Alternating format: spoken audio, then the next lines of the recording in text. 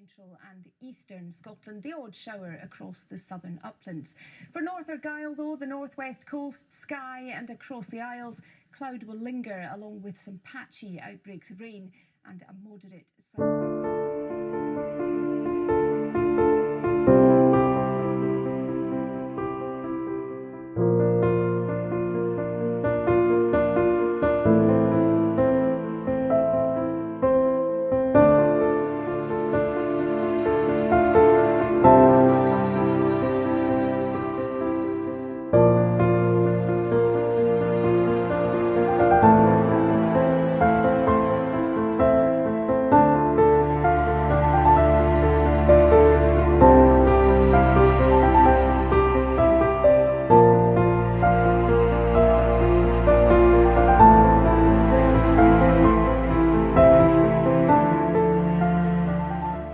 So my name's McCrone, I'm a tractor driver. I work on Little Kilcatton Farm on the island of Bute, on the west coast of Scotland.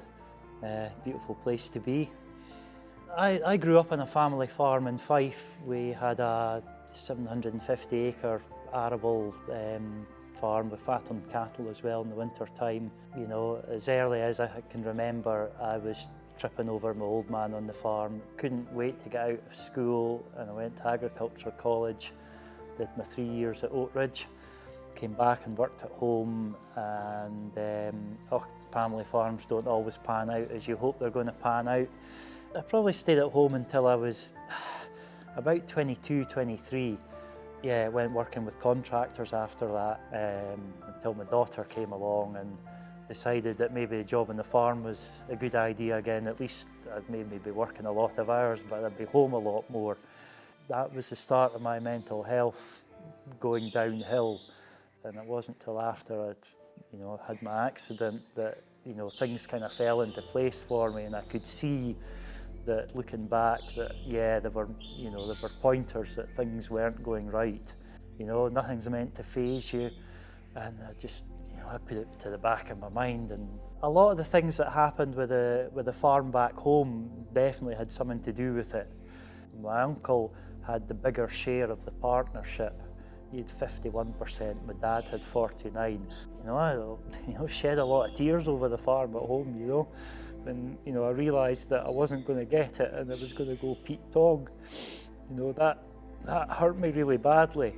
Parents never spoke about it, nothing like that was ever explained to me, and that definitely had a major bearing on the rest of my life. Probably the 2 years prior to my accident were the worst 2 years for me. It was a matter of time before something went, really wrong, and well, it did.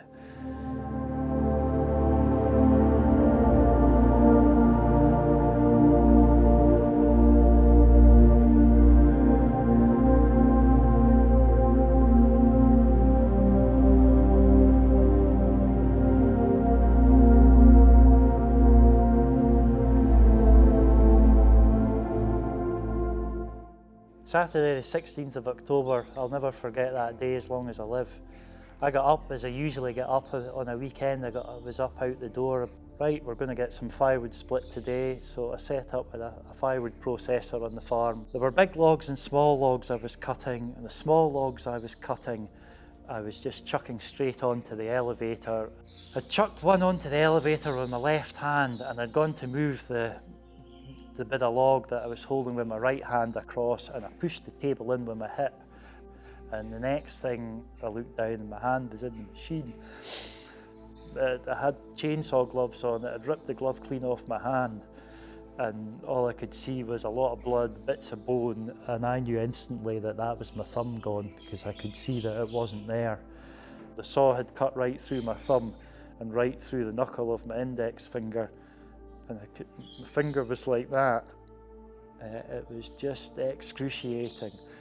And then I had to sit and wait for the ambulance.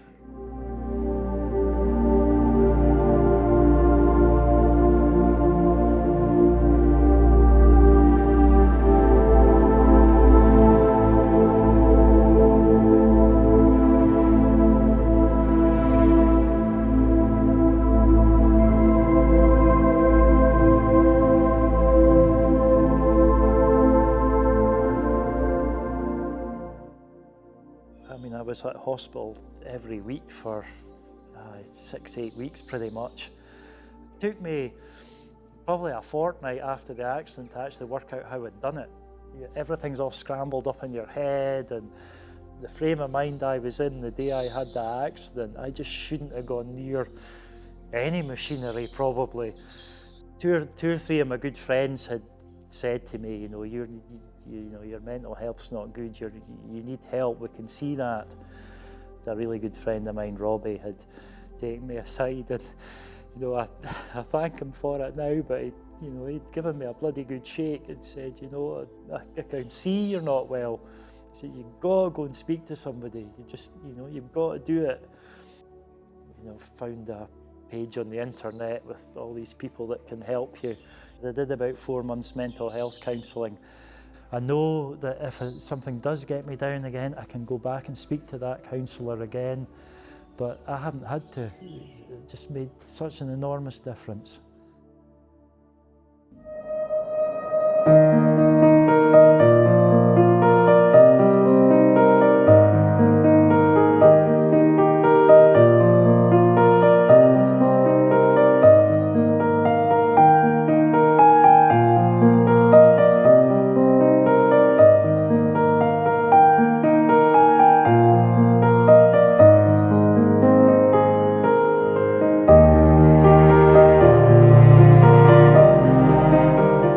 We're always busy.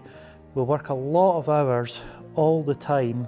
We don't give ourselves enough time out to recover. There's a lot of pressure on you to get the job done as quickly as possible and get on to the next job. People's mental health plays a massive part in accidents, and it certainly did in mine. I'd absolutely compromised myself because my head was just so jumbled up, and I was thinking about so many different things at once. And if you're not in the right frame of mind and there's something in the back of your head saying you shouldn't really be doing this, just don't do it. It's just so not worth it.